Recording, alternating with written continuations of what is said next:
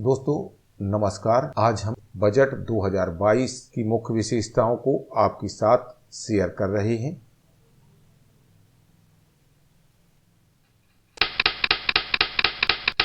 LWF classes easy way of learning. अगर आपने इस चैनल को सब्सक्राइब नहीं किया है तो सब्सक्राइब कर लें, साथ ही बेल आइकन को भी प्रेस कर दें। इस वीडियो को लाइक और शेयर जरूर करें। दोस्तों, भारत सरकार द्वारा बजट प्रस्तुत किया गया है। वित्त मंत्री निर्मला सीतारमण द्वारा प्रतिवर्ष की भांति इस वर्ष भी बजट को पेश किया गया है। उसकी प्रमुख विशेषताएं क्या हैं? इस हेतु वित्त मंत्रालय ने एक पुस्तिका जारी की है। उसमें बजट 2022 की प्रमुख विशेषताओं का उल्लेख किया गया है। हम आपके साथ उन विशेषताओं को शेयर कर रहे हैं। देखिए, प्रमुख विशेषताएं क्या हैं?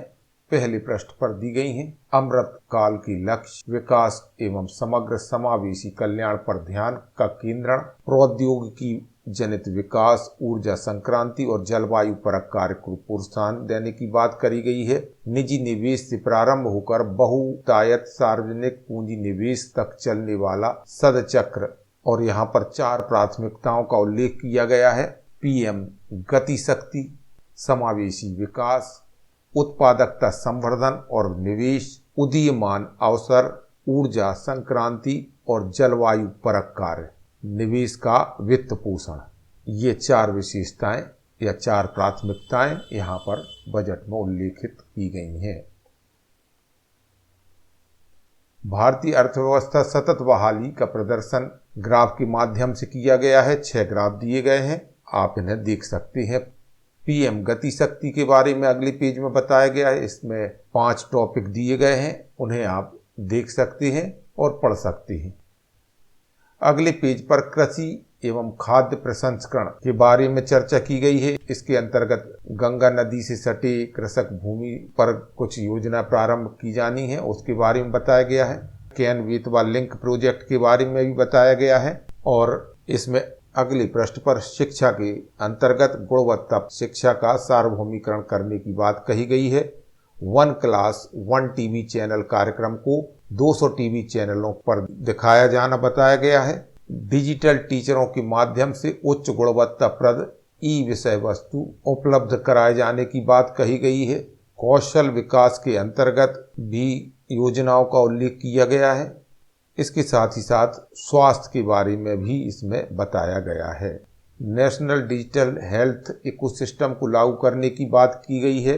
गुणवत्ता परामर्श के लिए national tele mental health programme को शुरू करने की भी बात करी गई है।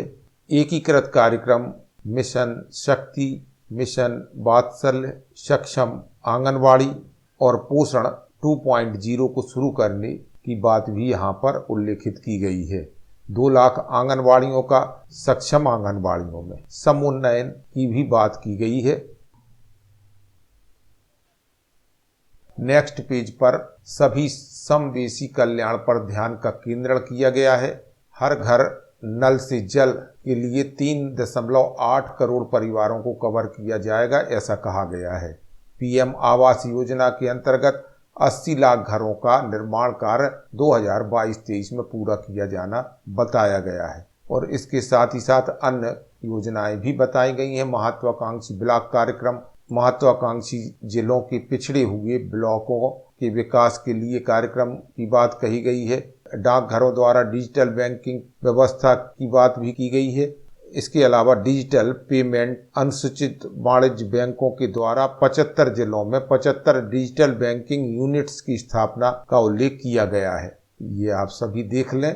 उत्पादकता संवर्धन एवं विकास के संबंध में भी यहाँ पर अगले पेज पर बताया गया है। विभिन्न योजनाएं आप इन्हें पढ़ सकते हैं।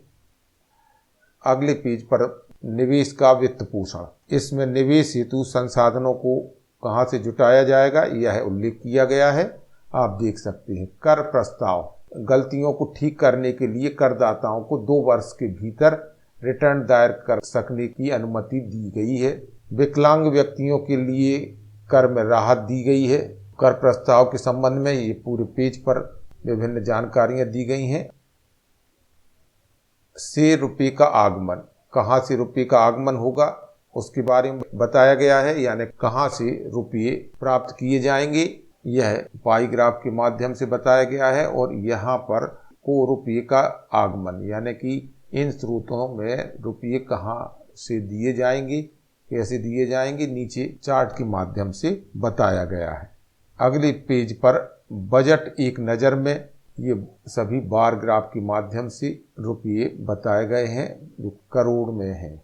प्रमुख योजनाओं के लिए आवंटन किस तरीके से होगा, अलग अलग योजनाएं हैं उनको कितना कितना रुपया आवंटित किया जाएगा, इसमें पूर्व वर्ष का और इस वर्ष का उल्लेख किया गया है। जैसे कि नेशनल हेल्थ मिशन में 37,800 करोड़ रुपये खर्च किए जाने हैं। जल जीवन मिशन में कितने रुपए किए जाने हैं इसका उल्लेख है। इसके अलावा नेशनल एजुकेशन मिशन, प्रधानमंत्री ग्राम सड़क योजना में 19,000 करोड़ रुपये खर्च किए जाने हैं। पीएम किसान योजना में 68,000 करोड़ रुपये खर्च किए जाने हैं। इसी तरह से आत्मनिर्भर भारत